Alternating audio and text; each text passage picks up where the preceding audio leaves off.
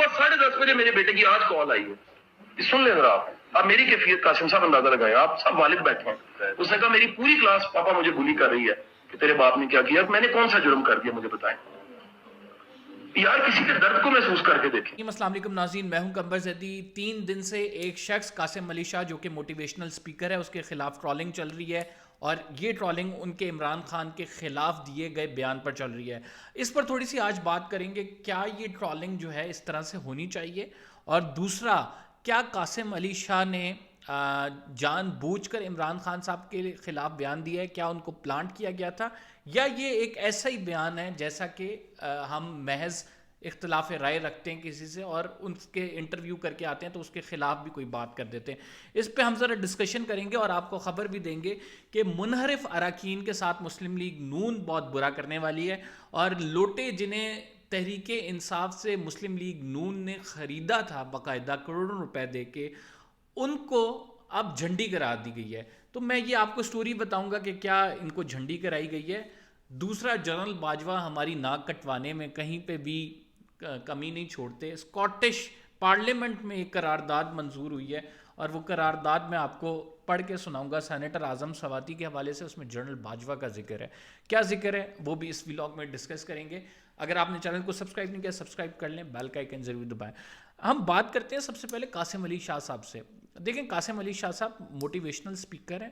انہوں نے عمران خان صاحب کا انٹرویو کیا. عمران خان صاحب کے انٹرویو کے بعد انہوں نے ایک 92 نیوز کے ایک پروگرام میں فیصل عباسی صاحب اینکر تھے, ان کو ایک بیان دیا, اور وہ بیان انہوں نے دیا کہ عمران خان صاحب بہت سارے ایسے فیصلے ہیں جو قیامت کے دن ہونے ہیں, لیکن وہ عمران خان صاحب ابھی کیے بیٹھے ہیں, یعنی وہ کسی کو معاف کرنے کو تیار نہیں ہے. اس کے بدلے میں شہباز شریف صاحب ہمیں فلیکسیبل نظر آتے ہیں. تو یہ بیان کے بعد ایک ویو چلی, اور اس ویو میں تقریباً ایک دن پورا ٹرول ہوتا رہا. اس کے بعد قاسم علی شاہ فاؤنڈیشن کی ریٹنگ گری, اور وہ ریٹنگ گر کے اتنی نیچے آ گئی, جو ڈونیشن کا ان کا ایک فاؤنڈیشن ہے.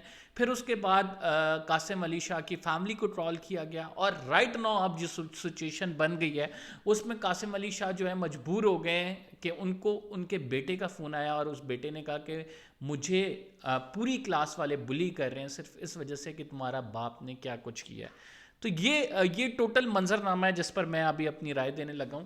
دیکھیں, سب سے پہلے اس میں ایک بات دیکھنے کی ہے. پی ٹی آئی والے لوگ جو ہیں جو ٹرولنگ کر رہے ہیں, ان کی وہ ایک بات کہہ رہے ہیں کہ قاسم علی شاہ کو لانچ کیا گیا. ان کا یہ خیال ہے کہ ان کو لانچ اسٹیبلشمنٹ نے کیا ہے, اور قاسم علی شاہ عمران خان صاحب کے خلاف بیان اس وجہ سے دے رہا ہے کہ وہ عمران خان کی پاپولیرٹی کو ڈیمیج کرنے والا ہے, اور وہ ڈیمیج جہاں تک کر سکے گا, اسٹیبلشمنٹ نے لانچ کیا وہ کرے گا. اس وجہ سے وہ ان کے خلاف جو ہے ٹرول کر رہے ہیں. اب اس کو ڈائسیکٹ کر لیتے ہیں دو چیزوں میں.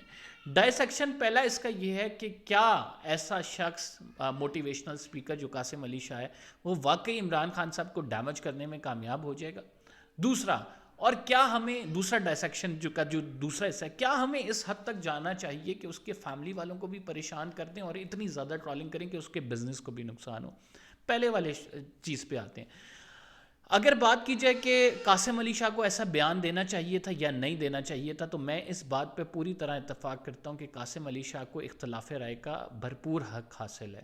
اگر قاسم علی شاہ عمران خان صاحب کے خلاف بیان دیتے ہیں تو اس کا یہ ہرگز مطلب نہیں ہے کہ وہ عمران خان صاحب کے جو ہے ان کو کسی نے لانچ کیا اور وہ عمران خان کے خلاف کیمپین رن کر رہے ہیں. لیکن اگر یہ بیان 3-4 چیزوں کو فالو کرتا ہے, مطلب میں ٹرینڈنگ بتا دیتا ہوں. اس کے بیان کے بعد انہوں نے علیم خان اور جہانگیر ترین پر بات کی کہ ان کو معاف کر دینا چاہیے تھا. اس بیان کے بعد انہوں نے ایک بات کی کہ عمران خان صاحب نے کارکردگی کیسی رہی. تو یہ ایک ہمیں تھوڑا سا بتاتا ہے کہ ان کو شاید لانچ کیا گیا اور عمران خان کی پاپولیرٹی کو ڈیمیج کر سکتا ہے. تو شبہ جاتا ہے کہ بندہ کہتا ہے کہ یار ٹھیک ہے چلو لانچ کر دیا ہوگا اور اس وجہ سے نیریٹو بنا رہے ہیں.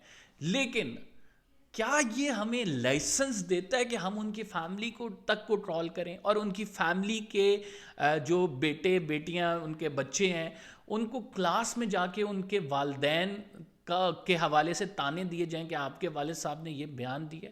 تو یہ کیا کلچر ہے؟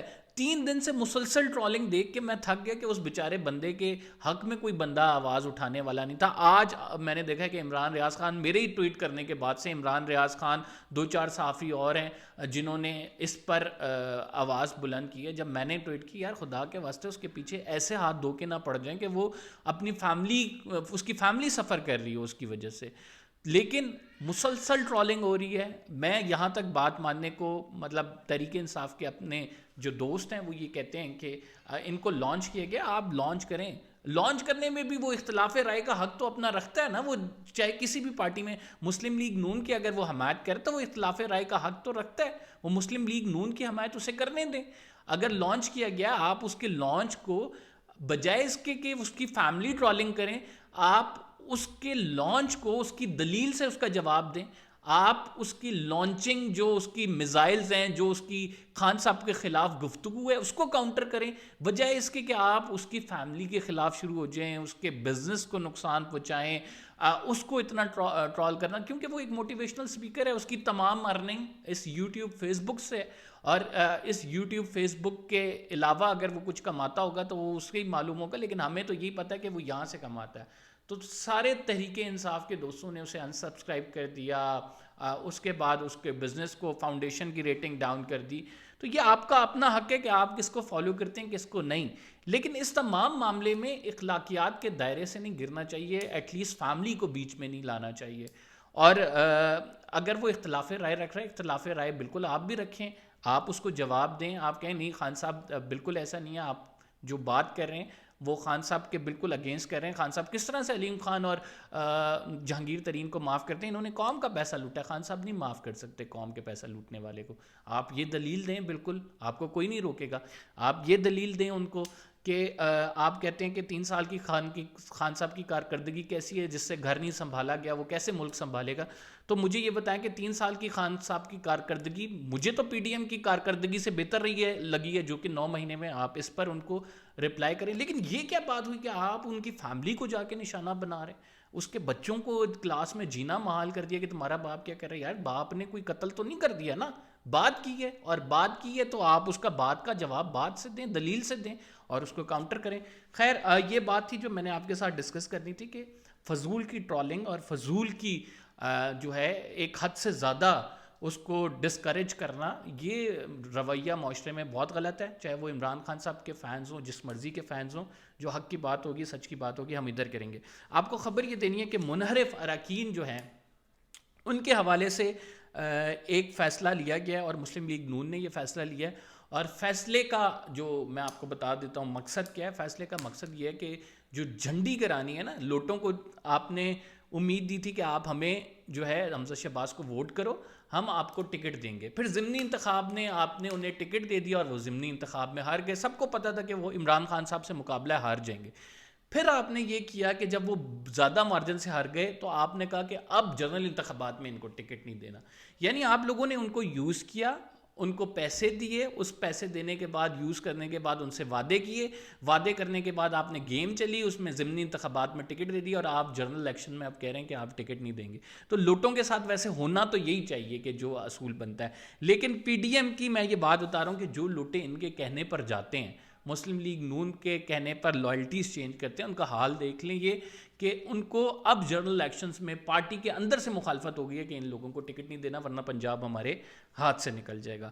دوسری بڑی خبر جنرل باجوہ کے حوالے سے. اسکاٹش پارلیمنٹ میں قرارداد منظور ہوئی ہے. اس قرارداد جو سبمٹ کرائی تھی وہ ڈاگلس لوڈزمین نے کرائی تھی, اور یہ اسکاٹش پارلیمنٹ میں باقاعدہ طور پہ اعظم سواتی کے حوالے سے خصوصی کہ ان پر کیوں ظلم کیا گیا ہے, کیوں تشدد کیا گیا ہے, اس حوالے سے موشن ہوا ہے. اور وہ قرارداد میں آپ کو پڑھ کے سنا دیتا ہوں. انہوں نے اس میں لکھا ہے کہ senator Azam Swati has been placed in prolong period of remand with limited access to legal assistance for tweeting criticism on a senior military official. The former Army Chief General Qamar Javed Bajwa categorically mentioned considers that the motivation for his arrest was contrary to basic principle of freedom, and the human rights violations are alleged to have occurred in a mistreatment of Senator Azam Sawati.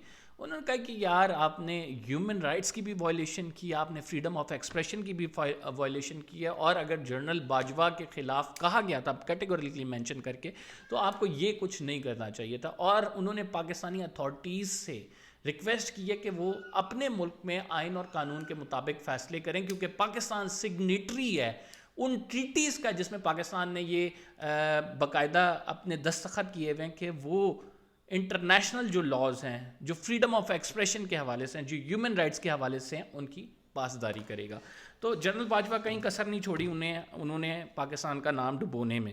تو اگلی میں آپ کو خبر دے دوں, اگلی خبر میں نے آپ کو یہ دینی ہے کہ شاہد اسلم صاحب جو کہ صحافی ہیں جنہوں نے جنرل باجوہ کے خلاف اثاثوں کی خبر لیک کی تھی, ان کی آج ضمانت ہو گئی ہے. 50,000 مچلکوں کے عوض یہ ضمانت ہوئی ہے. انہوں نے اپنے سورسز بتانے سے, لیپ ٹاپ کا پاسورڈ دینے سے ایف آئی اے کو انکار کر دیا. ان پر مینٹل ٹارچر کیا گیا لیکن انہوں نے نہیں دیے. آج جو میاں اشفاق علی ایڈوکیٹ جو کہ عمران ریاض خان صاحب کے بھی جنہوں نے رہائی کرائی تھی, وہ انہوں نے کیس لڑا ہے اور یہ ضمانت ممکن ہوئی ہے. تو یہ خبریں آپ کو دینی تھی. اگلے ویلاگ میں کچھ اور مزید بات کرتے ہیں. فی الحال کے لیے اتنا ہی. قمر زیدی کو اجازت دیجیے. اللہ حافظ.